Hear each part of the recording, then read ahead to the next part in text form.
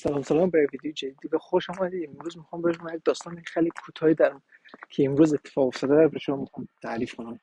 در بانک کار میکنم، مثلا یه رقمیه که کدام اتفاقی که بیفته سریع همون نفری که سرپرست هست یا هر کسی خبر بشه ده همگی از طریق ایمیل خبر میده که آیا همچین اتفاق افتاده، مثلا مراقب باشید یا همچین کار رو باید انجام بدین. اینا بعد امروز که از طریق ایمیل دریافت کردم که مثلا از به بعد مشتری‌هایی که جدید میاد از اونا نباید آقا یا خانوم بگیم، به خاطری که یک قانونی چه شده تصویب شده که مثلا تا خود از اول باید بگه که مثلا اونا به عنوان خانوم یا آقای.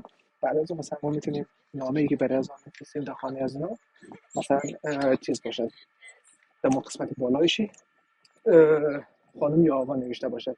در هر صورت مثلا ما نوشته می‌کنیم روز بخیر فلانی، تمام.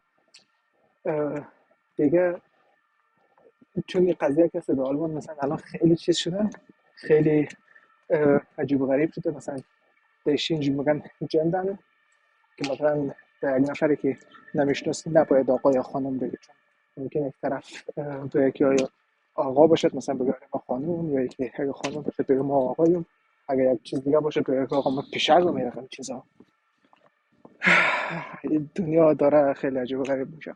بعد نظر شما رو میخوام بدونم چه رقمه، خودتون در مورد چی فکر میکنید؟